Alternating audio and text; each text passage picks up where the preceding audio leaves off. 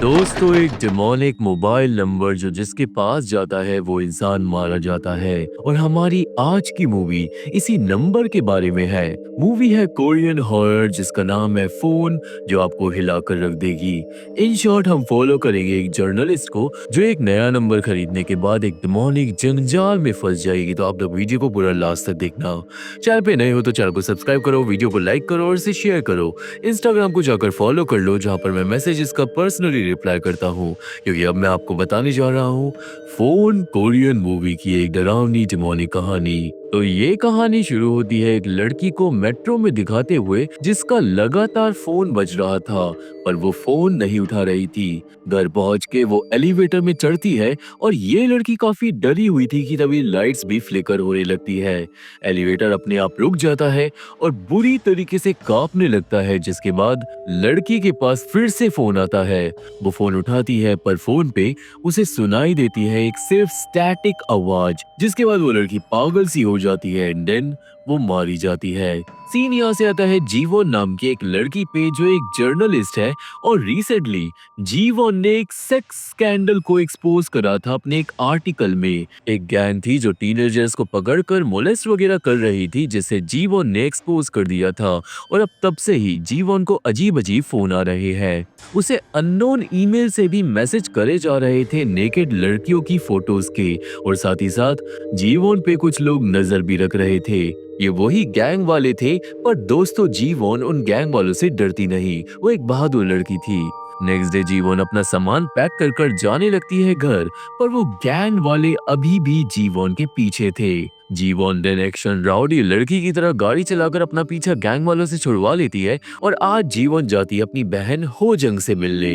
होजंग के साथ हम मिलते हैं होजंग के पति चांग हून से और उन दोनों की बेटी यंगजू से।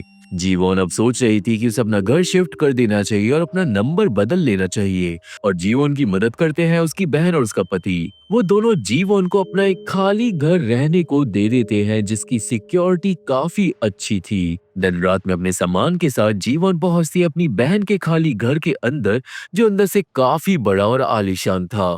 थोड़ा रेस्ट कर कर जीवोन बजाती है पियानो, और वो पियानो पे मूनलाइट सोनाटा नाम की एक ट्यून बजा रही थी, जिसे आप लोग याद रखना।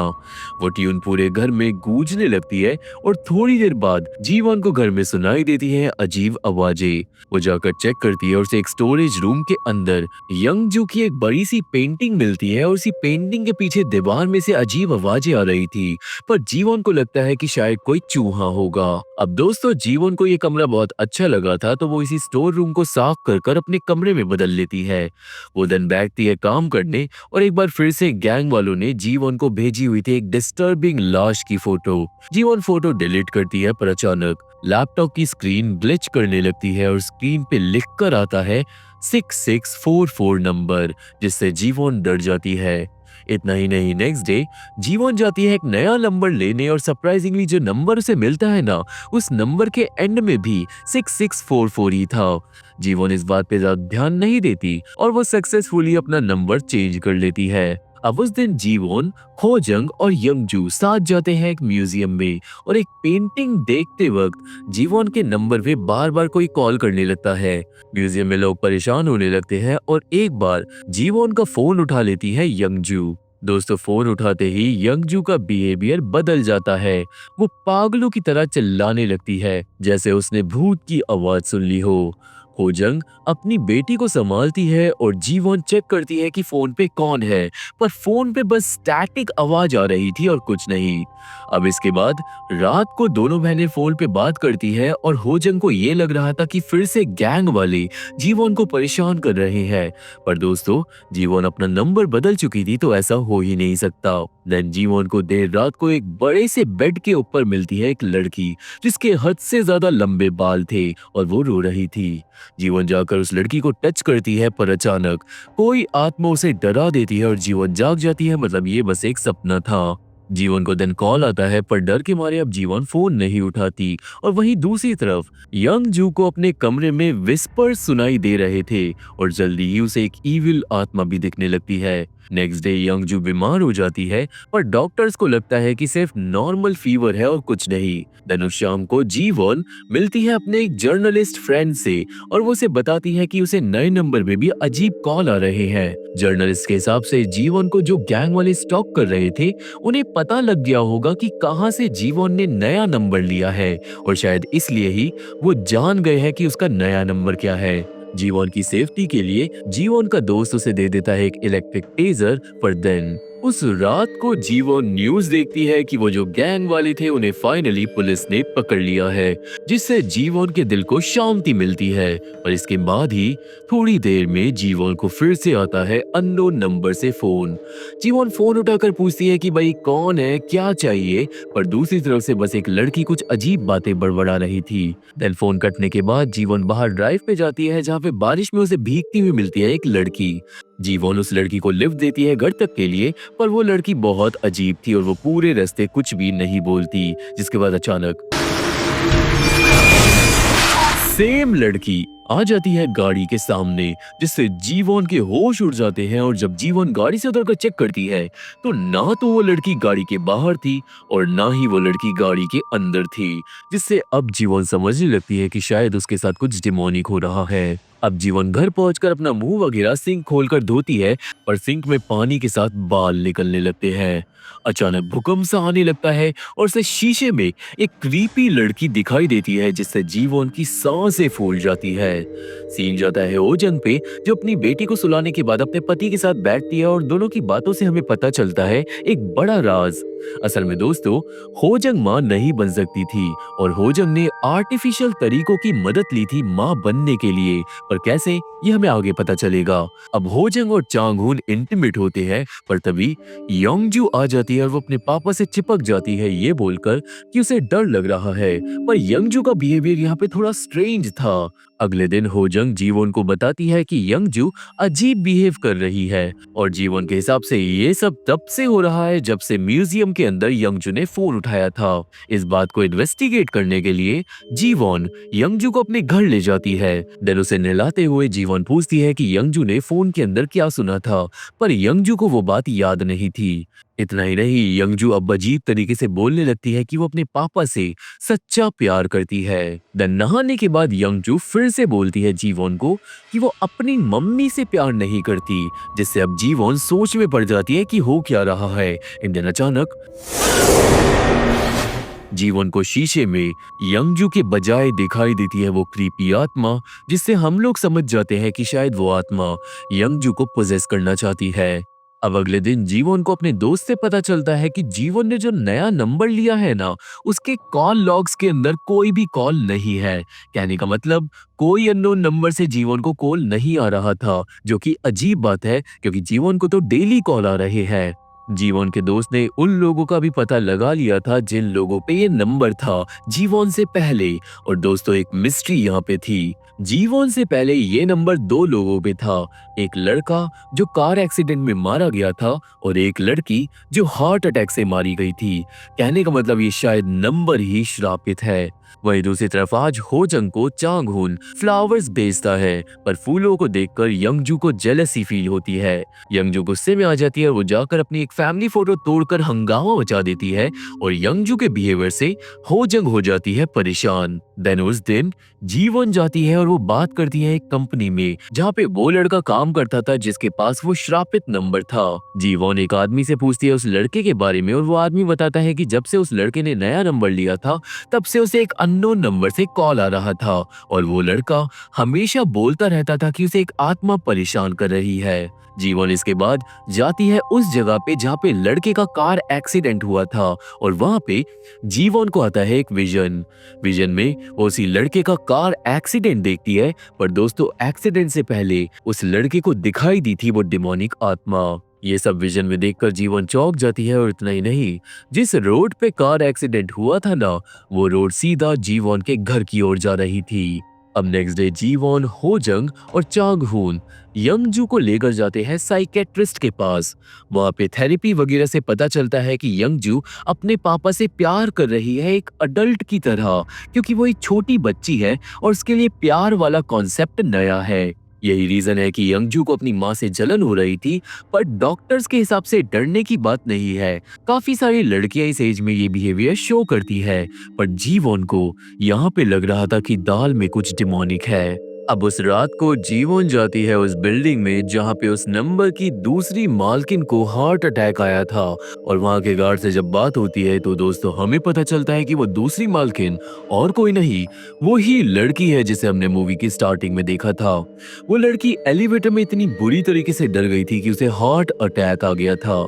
जीवन अब जाकर उस एलिवेटर को चेक करती है और वहाँ पे विजन में जीवन को दिखाई देती है उस लड़की की लाश, जिससे वो डर जाती है और एलिवेटर अचानक 9th फ्लोर पे रुक जाता है।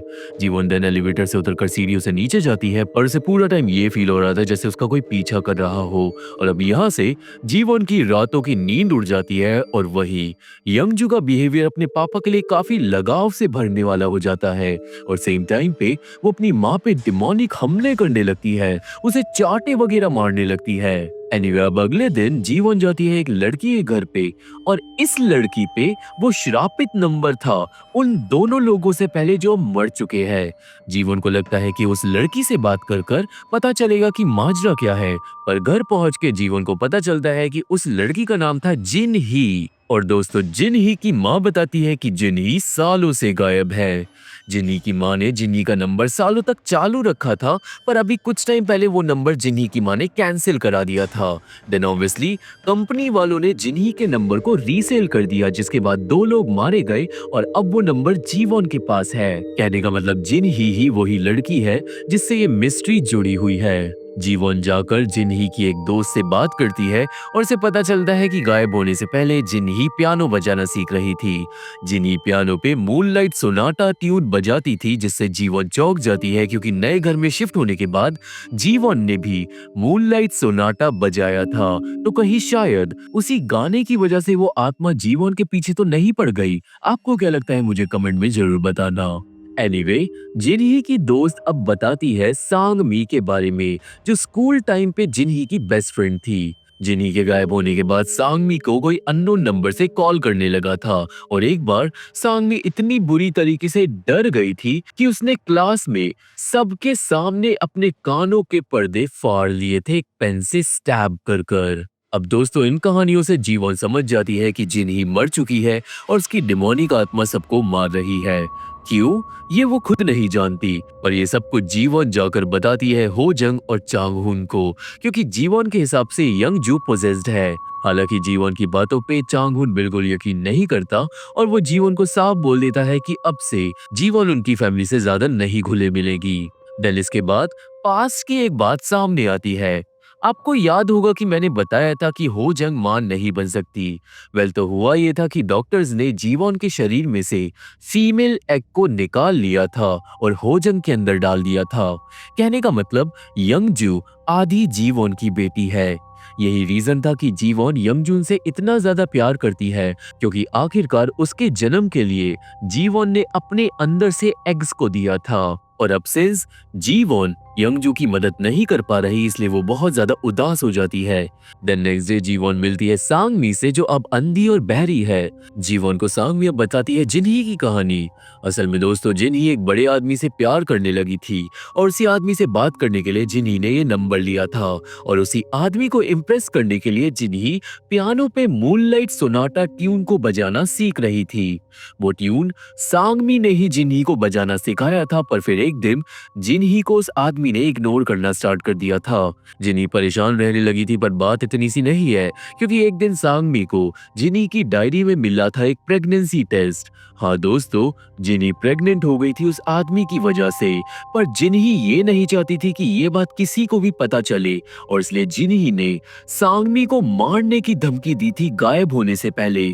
और दोस्तों मेरे ख्याल से यही रीजन है कि मरने के बाद जिनही ने सांगमी को मारने की कोशिश करी थी। एनीवे प्रेजेंट में जीवन चौंक जाती है सांगमी का असली चेहरा देखकर, क्योंकि सांगमी के हिसाब से शराब से बचने का एक ही तरीका है, जीवन को ना अपना फोन सुनना है और ना ही अपने फोन की तरफ देखना है। और इसलिए सांगमी ने अपनी आंखें और अपने कान के पर्दे फोड़ लिए थे ताकि वो शराब से बच जाए। अब इसके बाद जीवोन फिर से जाती है जिन्ही के घर पे और उसे जिन्ही के सामान में मिलती है उसकी डायरी। और दोस्तों जिन्ही की डायरी में थी जीवोन की बहन के परिवार की फोटो, जिससे फाइनली खुलता है बड़ा राज। जिस आदमी से जिन्ही का चक्कर चल रहा था वो और कोई नहीं, चांग हुन था।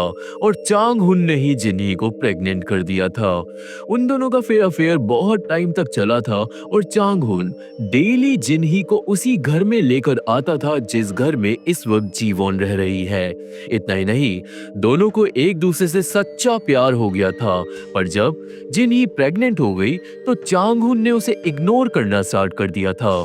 जिन्ही बहुत उदास रहने लगी थी और वो पूरा टाइम मूनलाइट सोनाटा बजाती रहती थी पियानो पे, जिसके बाद एक दिन वो गायब हो गई। अब ये सब जानने के बाद जीवोन जाती है और वो सीधा कन्फ्रंट कर देती है चांग हुन को।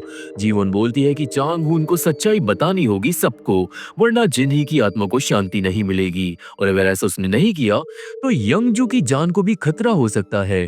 और जीवोन यंगजू को बचाने के लिए कुछ भी करेगी क्योंकि वो उसकी भी बेटी है। ये सब कर जीवन वापस घर पहुंचती है, पर जल्दी उसे कॉल आता है होजंग का। होजंग बताती है कि यंगजू घर से गायब हो गई है। देन फोन कट हो जाता है। जीवन दूसरे फोन से ट्राई करती है अपनी बहन को फोन करने का, पर दोस्तों अब घर के सारे फोन काम करना बंद कर देते हैं। डोरबेल बजती है और गेट खोलने पे बाहर कोई नहीं था, पर गेट बंद करने पे ही सामने थी पोजेस्ड योंगजू। अब फाइनली इसके बाद योंगजू जाती है और वो पियानो पे मूनलाइट सोनाटा बजाने लगती है। जीवोन योंगजू के अंदर की आत्मा से पूछती है कि तुम क्या चाहती हो, और ये बोलते ही योंगजू उठकर जाने लगती है। जीवोन योंगजू के पीछे जाती है ऑब्वियसली, पर तभी डोरबेल दोबारा बज जाती है और जैसे ही जीवोन दरवाजा खोलने जाती है इतने में ही योंगजू हो जाती है गायब। गेट पे थी होजंग जो अपनी बेटी को लेने के लिए आई थी, पर अचानक दोनों बहनों के सामने गेट अपने आप बंद हो जाता है। गेट की दूसरी तरफ थी सीढ़ियां जिसके ऊपर थी पोजेस्ड योंगजू जो डिमोनिक तरीके से चिल्लाती है। एंड देन सीढ़ियों से नीचे गिरकर बुरी तरीके से घायल हो जाती है।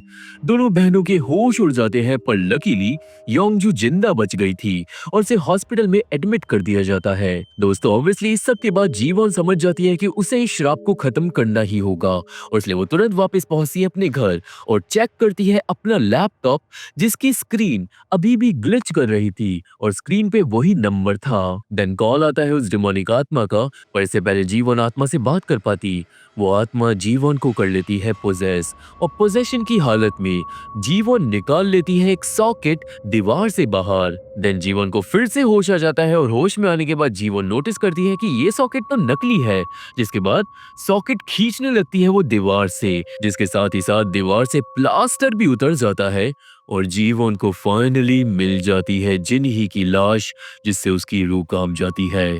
दोस्तों अभी तक जीवन को लग रहा था कि जिन्ही ने खुदकुशी कर ली होगी, पर अब वो समझ जाती है कि जिन्ही को मार डाला था चांग हुन ने, और तभी चांग हुन आ जाता है जीवन के पीछे। हालांकि दोस्तों चांग हुन कुछ करता नहीं, वो लाश को देखकर कमरे से भाग जाता है। जीवन चांग हुन के पीछे भागती है, पर चांग हुन की जगह उसे मिलती है चांग हुन की लाश, जिसे अभी अभी किसी ने मार डाला था। एंड देन पीछे से कोई आकर जीवन को टेजर गन से शॉक देकर बेहोश कर देता है। अब दोस्तों जब जीवन को होश आता है तो उसे जिन्ही के लाश के पास बांध दिया गया था, और उसे यकीन नहीं होता अपनी आंखों पे जब वो देखती है अपनी बहन को।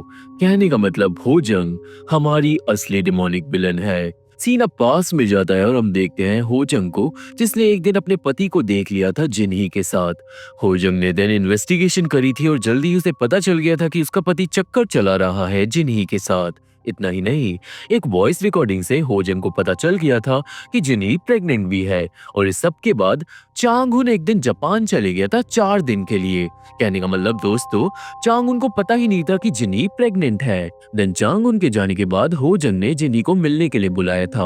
होजंग जिन्ही को घर ले आई थी और उसने जिन्ही को साफ बोल दिया था कि अपने बच्चे को गिरा दो और हमारी जिंदगी से निकल जाओ, और बदले में होजंग जिन्ही को पैसे भी देने के लिए रेडी थी। पर जिन्ही चांग हुन से सच्चा प्यार करती थी और उस रात को उसने होजंग की बात नहीं मानी थी। देन उसने होजंग पे जानलेवा हमला कर दिया था और दोनों में हो गई थी घमासान लड़ाई। उस लड़ाई में होजंग ने जिनही को धक्का दे दिया था सीढ़ियों से, जिसके बाद वो घायल हो गई थी गिरने के बाद। जिनही ने मदद मांगने के लिए फोन उठाया था, पर फोन हाथ में लेते ही वो बेचारी मारी गई थी और इसलिए उसकी आत्मा चले गई थी उस डिमोनिक नंबर के अंदर। इसके बाद जिनही की लाश को होजंग ने एक पन्नी में रैप कर दिया था और देन उसकी लाश को दीवार से स्टेपल कर दिया था। दीवार पे चढ़ा दिया गया था नया प्लास्टर और फेक सॉकेट भी लगा दिए गए थे ताकि किसी को पता न चले।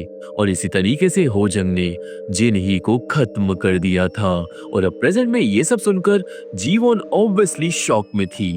इतना ही नहीं, होजंग ये भी बताती है कि वो जीवन से भी नफरत करती है क्योंकि वो उसकी बेटी की आधी माँ थी। होजंग चाहती थी कि यंगजू सिर्फ उसकी बेटी रहे। और साथ ही साथ दोस्तों, होजंग ने अपने पति को भी अभी मार डाला था क्योंकि उसे भी लाश के बारे में पता चल गया था। अब होजंग जीवन को कर देती है फिर से बेहोश। वो पूरे घर में गैसोलीन फैला देती है ताकि सारी चीजें जलाकर वो अपनी बेटी के साथ एक नई जिंदगी स्टार्ट कर पाए। पर एंड में उसका लाइटर जलता ही नहीं। एंड देन जिनही की लाश हिलने लगती है। अचानक लाश के हाथों में से कीलें बाहर निकल जाती है और वो लाश दीवार से बाहर क्रॉल कर कर निकलने लगती है होजंग की तरफ, जिससे होजंग डर के मारे गिर जाती है।